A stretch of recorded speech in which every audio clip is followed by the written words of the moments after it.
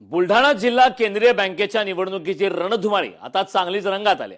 16 वर्षांनंतर होत असलेल्या या निवडणुकीमध्ये सत्ताधारी राष्ट्रवादी अजित पवार गटाने आक्रमक भूमिका घेत स्वतंत्र पॅनल उभं केलंय. राष्ट्रवादी शरद पवार गटाचे नेते आणि माजी मंत्री डॉक्टर राजेंद्र शिंगणे यांच्यावर धोका दिल्याचा गंभीर आरोप करत पालकमंत्री मकरंद पाटील यांनी एकला चलोरेची भूमिका घेतली.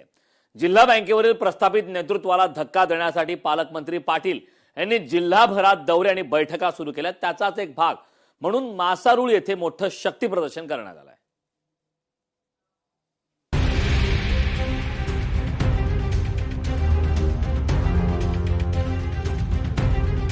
जिल्हा केंद्रीय बँक निवडणुकीत राष्ट्रवादीचा एल्गार, मकरंद पाटील यांची एकला चलोची भूमिका. पालकमंत्री मकरंद पाटलांनी उभारलं स्वतंत्र पॅनल. बुलढाणा जिल्हा केंद्रीय बँकेची निवडणूक तब्बल 16 वर्षांनंतर होती. गेल्या अनेक दशकांपासून या बँकेवर डॉक्टर राजेंद्र शिंगणे यांच्या परिवाराचं वर्चस्व राहिलंय. बँक आर्थिक अडचणीत असताना तत्कालीन उपमुख्यमंत्री अजित पवार यांच्या माध्यमातून बँकेला मोठ्या प्रमाणात निधीची मदत मिळाली आणि बँकेला सावरण्यासाठी हातभार लागला, असा राष्ट्रवादी अजित पवार गटाचा दावा आहे. मात्र आता डॉक्टर राजेंद्र शिंगणे हे शरद पवार गटात आहे.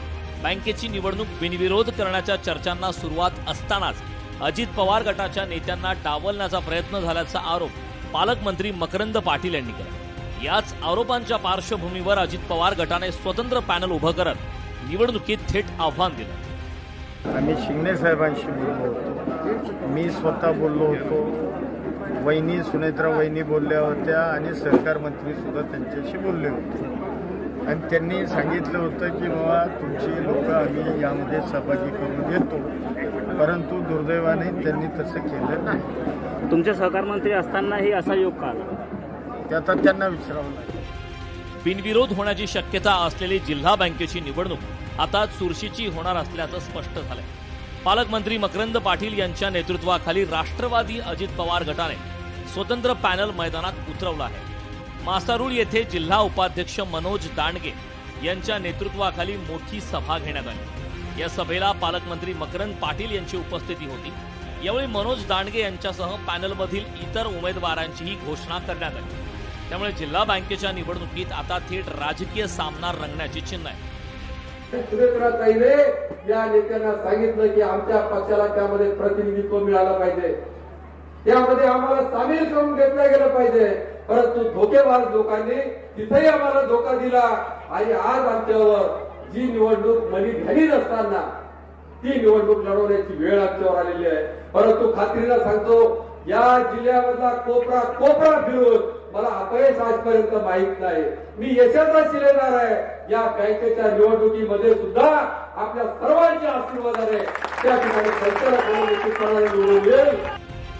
एकीकडे बँकेची निवडणूक बिनविरोध करण्याचे प्रयत्न सुरू असताना दुसरीकडे सत्ताधारी राष्ट्रवादी अजित पवार गटाने स्वतंत्र पॅनलच्या माध्यमातून थेट मैदानात उतरण्याचा निर्णय घेतला. अजित पवार यांच्या माध्यमातून बँकेला झालेल्या मदतीचा दाखला देत डॉक्टर राजेंद्र शिंगणे यांनी धोका दिल्याचा गंभीर आरोप पालकमंत्री मकरंद पाटील यांनी केला. त्यामुळे जिल्हा बँकेवरील प्रस्थापित नेतृत्वाला धक्का देण्यासाठी पालकमंत्र्यांनी टाकलेलं हे राजकीय पाऊल कितपत यशस्वी ठरतं हे निवडणुकीच्या निकालानंतरच स्पष्ट होणार आहे. मात्र एक गोष्ट निश्चित आहे, 16 वर्षांनंतर होत असलेली बुलढाणा जिल्हा केंद्रीय बँकेची निवडणूक आता बिनविरोध राहिलेली नाही. राष्ट्रवादी अजित पवार गटाच्या स्वतंत्र पॅनलमुळे निवडणुकीच्या रणांगणात चुरस निर्माण झाले. संदीप शुक्ला, लोकशाही मराठी, बुलढाणा.